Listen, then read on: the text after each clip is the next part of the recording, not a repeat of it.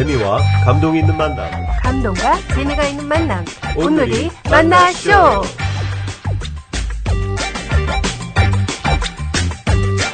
온누리 만나쇼 정기섭 대표님 편 2부가 시작됩니다. 또 제가 광고주를 찾으려고 부딪혀봤지만 정말 그 잡상인 취급하는 그런 걸 봤을 때 정말 어렵다는 걸 생각했습니다. 그래서 제가 그날은 어디 바깥에 나갈 수가 없었습니다. 그래서 제가 책상 아래 무릎을 꿇고 하나님 제발 살려주십시오. 제가 이렇게 만약에 이 사업이 안 돼서 이렇게 되면 가정도 풍지풍가가 그렇죠. 생길 것이고 그래서 하나님께 기도를 간절히 했더니 정말 놀랍게 전화가 한 통화가 온 겁니다. 그런데 그것도 대기업에서 온 겁니다. LG라고 하는 대기업에서 제가 아는 일을 한번 했던 근데 그 직원이 연락이 와서 제가 전화를 받으니까 빨리 한번 본사로 들어와 봐라. 그래서 들어갔는데 그 말단 직원이 저를 본부장에게 소개를 해줬고요. 자기는 일을 한번 해보니까 이 사람하고 일을 해보고 싶다. 그래서 정말 큰 프로젝트를 맡아서 큰 프로젝트 자체가 1년 연봉 정도의 금액으로 첫 프로젝트를 맡게 됐습니다. 그래서 하나만 해도 네, 그래서 제가 너무 처음부터 사업이 이렇게 잘 되는. 왜 그러냐면 대기업을 자꾸 하게 되면 뭐 일도 많이 있을 그렇죠. 뿐더러 안정적이고 또 결제도 확실하고요. 그렇죠. 안정적으로 이렇게 일할 수 있었기 때문에 그렇게 정말 첫 사업이 너무 잘 된 케이스였습니다. 그래서 이제 계속 계속 그 비즈니스를 운영을 하시다가 네. 이렇게 보금 광고 쪽으로 이렇게 시작하게 된 어떤 특별한 계기가 있으셨나요? 예, 제가 그렇게 사업을 잘 하고 또 나름대로 뭐 제가 원하는 대로 다 사업이 이루어지니까 제 마음 가운데 교만한 마음이 생겼습니다. 그래서 제가 마침 그때 막 이제 일산으로 이사를 하게 됐는데 일산에 그 교회들을 순방하지 않습니까? 교회를 나가려면 신도시다 보니까 너무나 많은 교회들이 들어와 있는데 제가 교만한 마음이 있었든지 귀가 고급이었든지 아무래도 좀 박조준 목사님 정도의 수준의 설교를 제가 좋아했던 정도니까 아무런 목사님들의 말씀도 와닿지가 않았습니다. 귀에 들어오지 않는 거네요. 네. 그래서 제가 그때부터 교회를 안 나가기 시작했습니다. 일산에서 정하지를 않으니까. 그리고 뭐 연례 행사처럼 서울에 있는 갈보리 교회를 제가 뭐 생각나면 가곤 했는데 그러다 보니까 서서히 신앙도 식었고 사업은 너무 잘 돼 갔는데 저는 인생의 그 어떤 성공을 위해서 야망을 가지고 사업에 올인을 하면 정말 저는 대기업처럼 큰 회사를 이룰 수 있겠다 하는 마음으로 정말 그 일에만 정진하다 보니까 많은 직원들도 또 얻게 되고 사업은 번창에 가서 또 명동에 사업장도 내게 되고 그런데 IMF라는 그 위기가 찾아왔습니다. 그래서 저는 저하고는 뭐 상관없는 일인 줄 알았는데 제가 거래했던 LG의 그 제가 주 클라이언트였던 그 회사가 공중분해되는 그런 정말 어마어마한 그런 충격이었던 거죠. 그래서 사업이 점점 어려워졌고 뭐 저는 고민만 하게 된 거죠. 그게 이제 사업 시작하고 나서 얼마 후의 일인가요? 한 7년 정도의 기간이 흘렀었습니다. 그래서 제가 뭐 더 나아질 것 같지 않고 또 갈수록 어려워지는 상황에서 뭐 직원을 또 반으로 줄일 수밖에 없었고 그러면서도 더 계속 어려워지는 그런 상황을 통해서 그런데 제가 그러는 중에도 늘 저는 크리에이티브 넘버 원이다. 그래서 최고의 크리에이티브가 뭐 정말 대기업보다도 뭐 그 큰 광고 회사보다도 좋은 크리에이티브만 있으면 저같이 조그만 회사여도 얼마든지 멋진 광고 회사가 될 수 있다. 그게 제 슬로건이었는데 정말 제가 그 마지막 만들었던 작품이 1999년도에 조선일보 광고대상에 작품을 출품했는데 그게 대상 후보에 오른 겁니다. 두 작품이 경쟁을 하게 됐는데 제 작품이 낙선이 된 거죠. 그러니까 네, 차석으로 된 건데 너무 올라가는 것만 해도 너무너무 감사한 일이지만 정말 비교도 안 될 만큼의 실력이었는데 작품이었는데 그 메이저 회사라고 하는 그런 어떤 어드밴티지를 통해서 그 상이 바뀌는 걸 보면서 마음 가운데 분노가 일었습니다. 그리고 사업은 제가 너무 힘들어졌고요. 그래서 그 분노 때문에 저 미국에 있는 클리오 세계 3대 광고제가 있는데 클리오 광고제라고 하는 게 미국에 열립니다. 그래서 거기에 이 작품을 출품하게 됐습니다. 그래서 클리오 광고제에서도 또 상을 받게 됐습니다. 그래서 좀 위로가 됐지만 사업은 이제 두 손 두 발 다 들어야 되는 그런 위기 가운데 갖게 됐고요. 그래서 제가 삶을 어떻게 할 거냐라고 하는 그런 결단의 시간까지 가게 됐죠. 뭐 어떻게 한다는 게 제가 삶을 어떻게 살아가야 되느냐. 더 이상 이 어려움을 타개할 수 있을 거냐 없을 거냐. 그런데 비관적이었습니다. 다시 일어설 수 없다라는 결론으로 제가 마지막 작품을 그 조선일보 광고대상을 받았던 거기에 최우수상을 받았던 작품과 그것을 제가 프랑스 깐느에 출품을 하고 저는 장렬하게 전사하겠다. 제 마지막 유작으로 그 작품을 출품하고 제가 전사하겠다고 생각하고 그렇게 제가 프랑스로 가는 굉장히 비장한 각오를 하셨던 거네요. 예. 근데 제가 프랑스 깐느에 도착을 하고 보니까 작품이 낙선이 됐더라고요. 낙선이 돼서 뭐 정말 그렇게 어렵게 온 깐느인데 저 해외를 처음 나가봤던 것 같습니다. 그래서 깐느 갔더니 정말 유명한 휴양지죠. 아름다운 휴양지인데 뭐 도착하자마자 그 얘기 소식을 들었기 때문에 마음 가운데 분노가 일어서 그 전시장을 이렇게 들어가게 됐습니다. 들어갔는데 많은 작품들을 보니까 뭐 별반 좋은 작품도 있지만 그렇게 뭐 크게 정말 좋다는 생각을 못 했는데 내가 떨어질 만한 그런 정도는 아닌데 억울한 생각을 늘 하고 있었죠.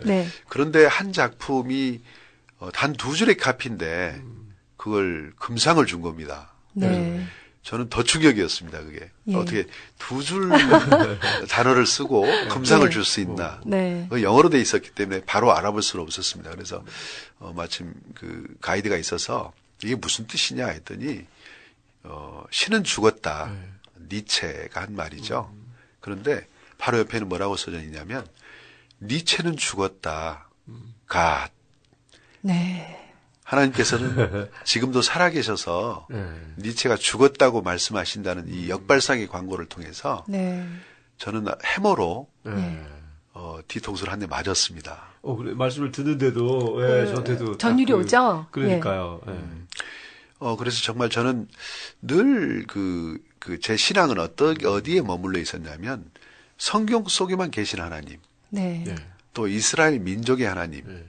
그 정도 수준에서, 그러니까 머리에서만 그렇게 알고 있었던 신앙이었는데, 살아계신 하나님, 그게 나의 하나님이라고 하는 고백이 가슴에서 울렸을 때, 정말 나같이 소망 없고 좌절해서 정말 죽을 수밖에 없는 저 같은 삶이, 나는 하나님을 만나고 또 하나님께서 내가 하나님께 다시 돌아간다면, 그리고 내가 돌아온 탕자처럼 하나님께 회개하고 아버지께로 간다면 저를 케어해 주실 것 같더라고요. 그리고 하나님께서 살아계신 것을 정말 그렇게 뼈저리게 느껴졌을 때 제 마음 가운데 불처럼 마음이 뜨거워졌고 기쁨이 샘솟았고요. 제가 잠시 전까지만 생각했던 그렇게 비관적이고 낙관적이었던 그렇게 낭망했던 마음이 아주 기쁨이 샘솟는 그리고 희망이 생기는. 어떻게 그게 또 광고의 힘이네요. 그렇습니다. 그렇죠. 두 줄에. 그 자리에서 제가 거기서 사명을 발견하게 된 겁니다. 하나님께서 왜 나를 그 질풍노도와 같은 그 시절을 보내게 하셨는지, 그리고 이 자리까지 오게 하셨는지를 그 작품을 통해서 해석이 됐고요. 제가 앞으로 저는 죽은 인생인데 왜냐하면 죽으려고 왔었기 때문에 그런데 다시 하나님께서 나를 만나 주셨고 하나님께서 나를 번어게인 하시게 해서 이제 하나님 나라의 그런 복음 광고라고 하는 장르를 해야 되겠구나. 그래서 거기서 제가 아주 기쁨으로 살아 돌아올 수 있었습니다. 그런데요. 정말 그렇게 한번 회심을 하고 나면 또 삶에도 큰 변화가 있었을 것 같아요. 네, 제가 프랑스 깐네에서 이제 살아 돌아와서 새벽 기도를 한 번도 해본 적이 없었습니다. 나이 그때가 39이었는데요. 인생의 문제에 있어서 하나님께 기도하고 그렇게 기도로 나간다면 하나님께서 다 해결해 주실 것 같은 그런 마음이 충만했습니다. 그래서 네. 정말로 제가 하나 문제가 있었습니다. 뭐냐면 그렇게 사업이 어려운데 또 한 대를 맞았습니다. 국세청에서 제가 뭐 한 5년 전에 이렇게 세금계산 신고한 것이 뭔가 불성실 신고가 됐다고 소명하라고 하는데 네. 정말 저는 이게 뭐냐 했는데 알아봤더니 세무서에서 저희가 저를 관리해 주는 세무서에서 그 뭐 자료를 좀 사오라고 그랬는데 그 자료가 그게 잘못돼 가지고 그게 이제 국세청에 발각이 돼서 그걸 이제 그 페널티로 세금 추징을 당하는 그래서 한 1,000여만 원의 그런 많은 돈이 없기 때문에 정말 큰 비용이죠. 그래서 그렇죠. 불면증에 시달리고 잠을 잘 수가 없었습니다. 그런데 제 마음 가운데 이럴 때 제가 새벽 기도로 하나님께로 나간다면 하나님께서 분명히 응답 주시겠다라는 생각이 들어서 박차고 새벽 기도를 나가게 됐습니다. 그런데 3일 만에 응답을 받게 됐습니다. 와. 아내가 그렇지 않아도 사업이 망해서 이렇게 힘들고 한데 새벽 기도를 나간다면 그 아내 생각할 때 몸이 상한다라고 생각한 겁니다. 그래서 아니 몸도 상하면서까지 그렇게 새벽 기도를 나가야 되느냐라고 아내가 물었습니다. 그래서 제가 그러면서 이제 아내가 무슨 고민이 있길래 그렇게 기도를 하게 됐느냐라고 물어봤을 때 이제 처음으로 이제 아내한테 그 문제점을 이야기를 할 때 아내가 그렇지 않아도 자기가 좀 저축을 했던 것이 이렇게 이번에 있는데 기왕 낼 거면 이 돈을 줄 테니까 이걸로 빨리 해결해라. 그렇게 해서 정말 결과적으로 응답을 받는 기도 응답을 아내를 통해서 그렇습니다. 그래서 그걸 통해서 제가 정말 하나님께서는 신실하시게 일하시는구나. 그래서 제가 그 기도의 재미가 생겨서 새벽 기도를 할 때마다 제가 강구한 내용들이 다 이렇게 응답을 받는데요. 사업이 다시 재도약을 한다는 것은 어렵죠. 그렇죠. 쉽지 않죠. 그런데 정말 기도한 지 한 6개월 만에 제가 광고인들에게 로망이라고 하는 지금의 그 신사동 가로수길에 거기에 이제 그 사무실 내는 게 그 광고인들의 꿈이거든요. 그런가 보죠. 네. 그런데 거기에 사무실을 내게 되는. 와. 정말 그래서 제 아는 동료가 비웃었죠. 왜 당신은 돈도 없으면서 어떻게 그 비싼 곳에서 얻을 수 있느냐. 그런데 정말로 하나님께서 그 좋은 사무실을 허락하셨고 거기에서 또 사업을 아주 또 다시 일으키는 그런 일이 있었습니다. 또 기도응답 중에 대표적으로 둘째 아들이 5살 때 일입니다. 제가 한참 기도를 하고 너무나 이렇게 충만한 그런 상태에서 늘 그냥 그 기쁨으로 하루하루 사는데 아이가 5살 때입니다. 밥을 먹는데 아빠 뭐 이빨 천정 이상해. 그래서 손을 넣어서 이렇게 만져보니까 입 천정에서 이빨이 나는 겁니다. 애기들 뭐 어렸을 때니까. 그래서 치과를 데려가서 엑스레이를 찍어보니까 이건 과잉치아라는 겁니다. 그래서 그건 뽑아내면 되는데 영구치, 그러니까 지금 유치밖에 없는데 영구치가 그 엑스레이 찍혔는데 코를 향해서 자라고 있다는 겁니다. 윗니빨이 그러니까 거꾸로 이렇게 자라고 있는 거죠. 어떻게 그럴 수가 있죠? 그렇게 그러니까 이상한 일이 벌어진 거죠. 그래서 어떻게 지금은 어떤 손쓸 방법도 없다. 2년 뒤에 이빨갈이 할 때 큰 병원에 가서 아이의 그 수술을 권하더라고요. 그래서 정말 2년이 흘렀는데 그동안 계속 기도를 했습니다. 근데 아내가 그 저한테 미션을 줬었죠. 자기도 믿음이 없어서 그 아이가 이빨이 돌아온다면 내가 살아계신 하나님을 믿겠다.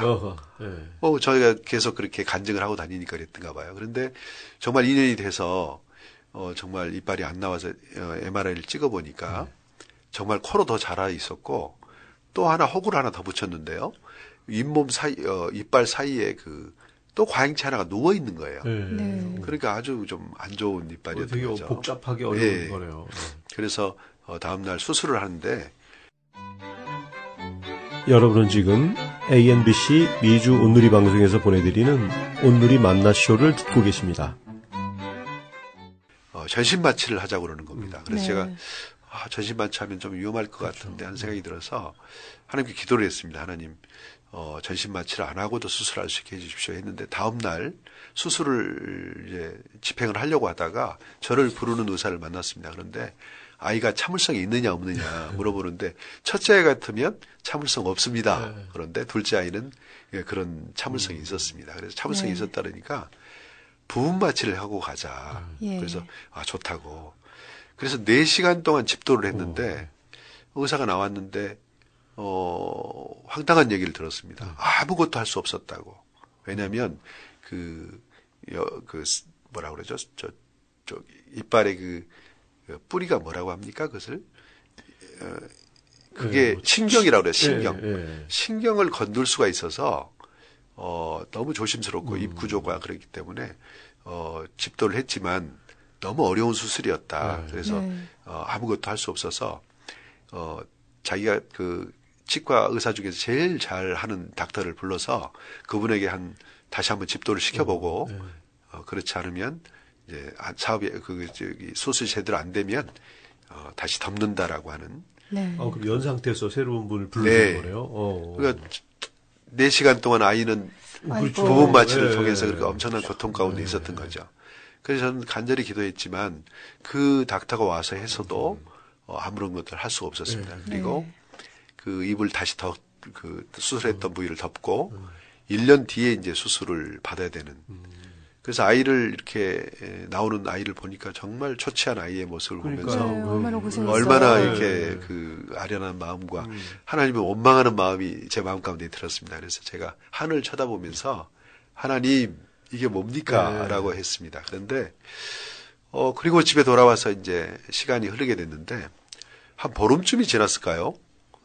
잇몸이 부풀어 오릅니다. 네. 그래서 누워있는 과잉치아를 이렇게 만져서 그게 아마 이렇게 뚫고 나오려나 보다 하고 이제 다시 병원에 가서 MRI를 찍어보니까 의사가 이건 의학적으로 해석할 수 없는 일이 벌어지고 있다. 뭐냐? 그랬더니 그 코로 향하고 있던 이빨이 아래로 내려오고 있다는 겁니다. 방향을 틀어서. 네, 저 혼자. 네. 그래서 너무 놀랐고 이건 어떻게 해석을 할 수가 없다. 그렇네요, 정말. 그러면서 제가 기도하는 아빠라는 걸 알고 이건 아빠의 기도로밖에 해석이 할 수 없다라고 의사 선생님이 고백을 한 거죠. 그리고 한 달이 됐는데 이빨이 더 내려오게 됐습니다. 거기다가 이제 버튼을 달아가지고 더 이제 당기는 작업을 해서 정상이 돼버리는. 그래서 이빨을 빼내지도 않고 그러니까 영구치가 그대로 자리를 잡는.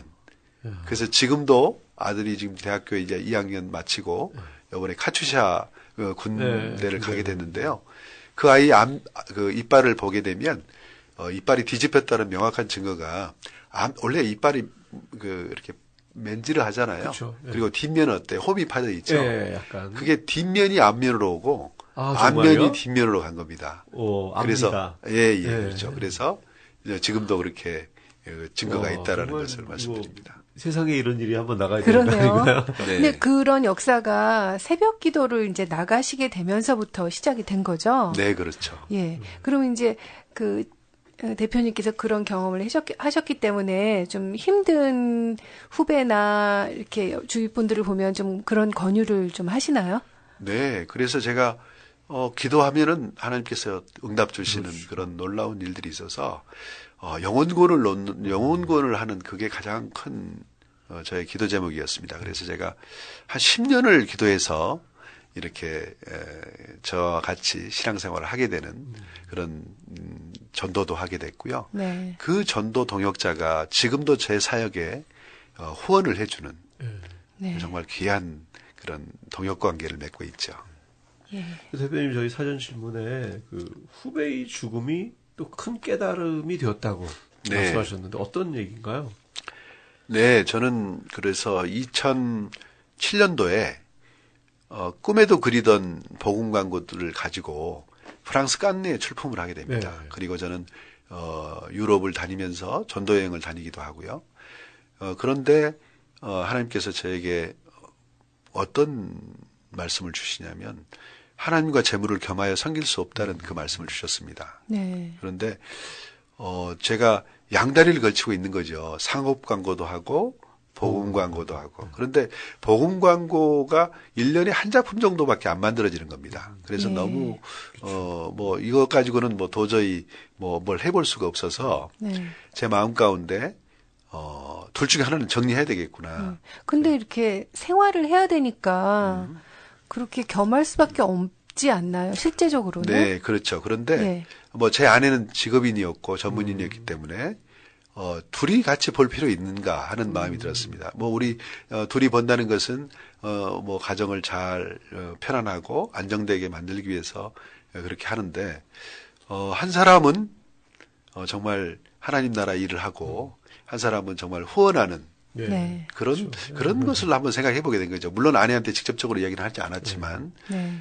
그래서 제가 이 사역을 시작해야겠다는 생각을 하면서 하나님과 재물을 겸하여 섬길 수 없다는 그 마음을 주셨습니다. 그래서 제가 그렇다면 하나님 제가 더 나이 먹기 전에 제가 하나님 나라의 운동을 복음 광고로 만들겠습니다. 그렇게 해서 2009년도에 상업 광고를 다 접게 됩니다. 네.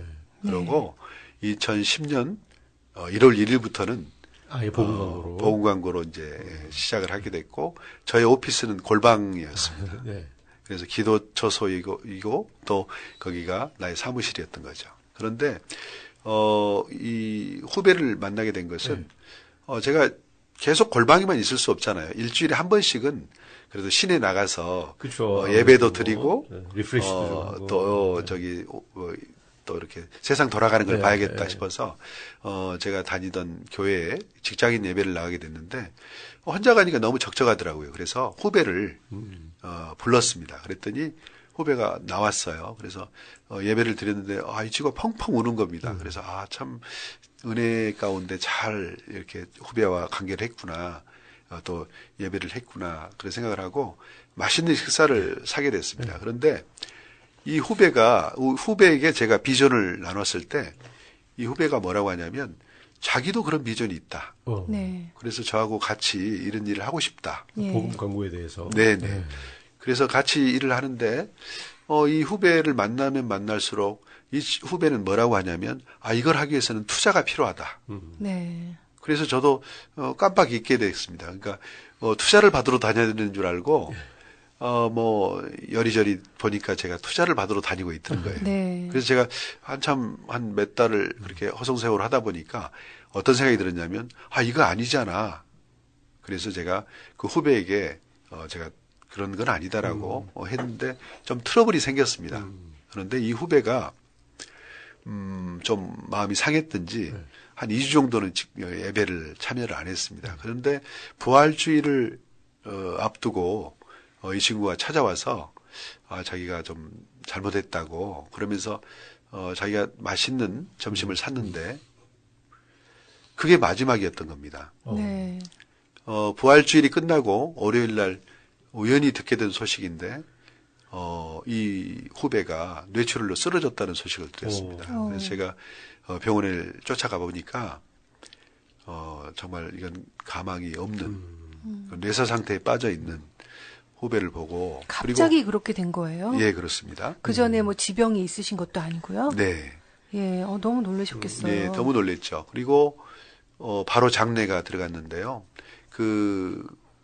자기의 모든 장기를 또 이렇게 장기이식을 시켜서 그렇게 많은 사람들에게 생명을 살리고 그렇게 간 그 후배를 보면서 장례식장에 앉아 있는데 하나님께서 그러시는 거예요.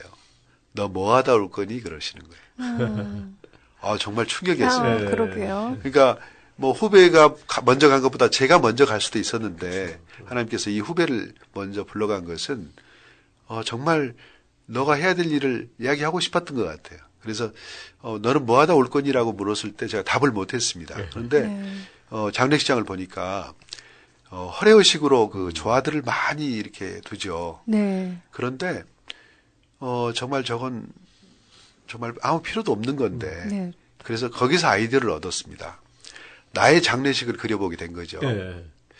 나의 장례식에는 조화를 하나도 두지 말라고 제가 이야기하고 그 조화를 놓는 자리에 복음 광고로 전시회를 연다면 내가 만든 광고를 네. 와, 너무 멋있어요. 전시회를 연다면 예. 많은 사람들이 오시는 분들이 이 고인이 남긴 메시지의 광고 그렇죠. 아마 정말 얼마나 감동적이겠어요. 그럼요. 얼마나 죽음에 눈물이 대해서 네. 또 어떻게 살아야 할 것인지에 대해서 다시 한번 생각해 보게 되잖아요. 예, 그래서 예. 그게 그 아이디어가 떴을 때 정말 저는 얼마나 기뻤는지 모릅니다. 예. 그리고 제가 하나님 앞에 섰을 때 너 뭐하다 왔니라고 물으신다면 제 장례식장을 보여드리고 싶다라고 생각을 예. 하니까 너무너무 가슴이 벅찼습니다. 네. 그러면서 제가 이제 그걸 이루기 위해서는 컨텐츠를 만들어야겠구나. 그래서 골방에 다시 들어가서 그 수에는 주머니가 없습니다를 주셨던 것처럼 제가 간절히 하나님께 매달려야겠구나. 그런 마음을 주셔서 그때부터 제가 골방에 들어가서 기도를 하기 시작했는데 한 2달 동안 50작품 정도의 아이디어를 하나님께서 주셨어요. 2달 동안 50작품이나요? 라브 스케치를 하게 된 거죠. 하루에 2개씩 뭐. 예, 그전에는 1년에 한 편 정도 만들 네. 하루에 한 정도였다고 작품 하셨는데. 정도씩의 아이디어를 주셨습니다. 그래서 예. 하나님 이거 아이디어 그만 됐습니다. 이거 제작을 해야 되는데 그렇죠. 예. 하나님이 클라이언트시니까 예. 돈 주세요. 네. 제작비 주세요라고 기도를 하게 됐는데 하나님께서는 지인을 통해서 돈을 지불을 해 주셨습니다.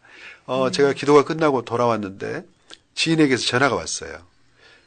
사무실에 들어와 보라고. 그래서 제가 방문하게 됐는데 그 친구는 해운회사를 하는 친구였는데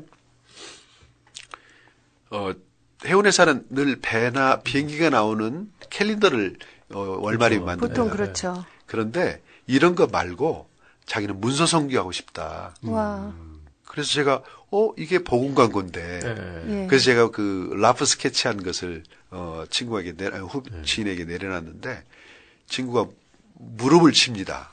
내가 찾는 게 이거라는 거죠. 그러면서 뭐 정말 의학 소리를 내는 거죠. 이거다. 네. 그런데 한 50작품이 되니까 제가 좀 테스트를 해보고 싶더라고요. 당신이 마음에 드는 것을 거기다가 넘버링을 해라. 네. 그랬더니 계속 넘버링 하는데 한 40작품을 넘버링을 하는 거예요. 네. 그러면서 아유 모르겠다고 당신이 알아서 다 12작품을 만들어서 그렇게 하라고. 네. 그리고 자기가 제작비를 대겠다고. 그래서 그 보험 광고 작품이 만들어지게 됐고 그 작품이 그 해에 너무너무 좋은 캘린더로 이렇게 좋은 작품으로 판명이 나서 그 국민일보 전면에 그 기사가 나는 12월 30일 날 예. 기사가 났는데 그것을 아마 장인어른이 보셨나 봐요. 예. 명절 때 이제 집에 내려가지 그때는 않습니까? 결혼하고 나서잖아요. 그렇죠. 네. 뭐 결혼하고도 아니라 뭐 벌써 결혼 그렇죠. 한참 후죠. 한참 지난 거죠. 그런데 명절 때라 이제 집에 내려갔는데 장인어른이 저를 보자마자 야 정서방 너 이제 목회해야 되겠다 그러시는 거예요. 그래서 옆에 있던 아내가 하는 말이 아빠 나는 이제 걱정 안 해. 이 사람이 그 신학을 해서 목회할까 봐 걱정을 많이 했는데 자신이 할 일을 찾았어. 네. 전문인으로서 네.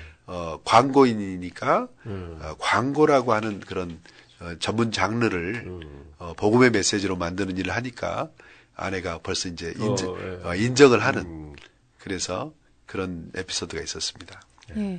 그 광고를 이제 저도 봤는데 그 디자인이나 그 비주얼이 훌륭하던데 그 디자인 작업을 직접 하세요? 예, 제가 오로로 있다 보니까 예. 제가 기계치예요. 그러니까 뭐 직원들 다 시키면 됐었죠. 뭐 이런 예, 거는. 그래서 디자인이나 모든 그 아이디어들은 다 제 머릿속에 있는데 디자인 일까지 제가 하기에는 너무 좀 그래서 아이디어 주시면 컨셉만 실물을 주시고. 다른 분이 아니 해주시나요? 제가 뭐 촬영도 다 하고요. 네. 디자인 그 레이아웃도 다 잡아서 네. 오퍼레이터 개념 정도의 예. 디자이너에게 맡겨도 예. 충분히 뭐 작업 만드는데 전혀 문제가 없었죠. 그 만드시는 게 참 아이디어가 중요한 분야인데 기도하시면서 받으시잖아요. 네. 그럼에도 불구하고 평소에도 이렇게 좀 아이디어를 얻기 위해서 좀 노력하시는 부분이 있을 것 같은데요. 네. 저는 말씀을 참 많이 읽기도 하고요. 예. 또 설교를 참 많이 듣습니다.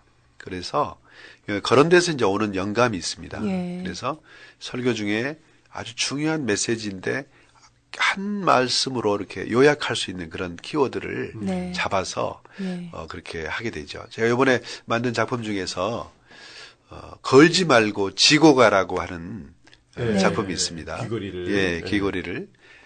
우리가 보통 주얼리로 이렇게 여성들 아름다운 귀걸이와 목걸이로 십자가를 많이 채용하지 않습니까? 네. 그런데 하나님의 말씀에는 예수님께서는 너의 십자가를 지고 가라고 하는 걸지 네. 말고. 걸지 네. 말고 걸지 말고라는 말은 없죠. 그런데 그쵸. 정말 우리 십자가 좁은 길로 우리가 지고 가야 된다라고 하는 본질에 대한 얘기죠. 네. 그런 것들이 광고로 만들어지고 또 작년에 만들었던 작품 중에서 다 때가 있습니다라고 하는 예. 그래서 비주얼이 때밀이 타올입니다. 네. 예. 때밀이 타올과 함께 그 사우나의 열쇠고리를 옆에 두었는데 정말 그걸 하나 가지고 한 가정이 구원되는 것을 봤습니다. 목사님께 제가 어느 목사님께 제가 이걸 만든 캘린더로 선물을 하게 됐는데 목사님의 어머니께서 뇌출혈로 쓰러졌답니다. 그래서 병원에 옮겨가서 수술이나 뭐 여러 가지로 치료가 잘 돼서 회복을 하고 계셨는데 어머님이 하는 말씀이 제가 대소변을 잘 못 가리니까 나는 이제 죽어야겠다 그랬는데 이 목사님께서는 어머님 아들이 있는데 아들이 아직도 하나님을 영접하지 않았는데 아들을 위해서 기도하고 이 영혼 구원을 위해서 영혼 구원하고 가셔야지 벌써 가시면 어떻게 하느냐 이렇게 말씀을 하게 됐고 제가 만든 그 캘린더를 병실 벽면에 이렇게 걸게 됐답니다. 그런데 이 믿지 않는 남동생이 이렇게 병원에 왔는데 어머니를 보고 이제 치유되는 걸 보고 또 놀랬고 캘린더를 보다가 다 때가 있다라고 하는 말에 너무 재밌는 아이디어다라고 했는데 갑자기 저기 캘린더 안에 내 이름이 있다 그러는 거예요. 그게 뭐였냐면 원래 이름이 규원이었답니다. 그런데 집에서 예명으로 9일아 그랬답니다. 근데 9일이라는 게 90일. 구원이네요. 구원이라는 의미죠.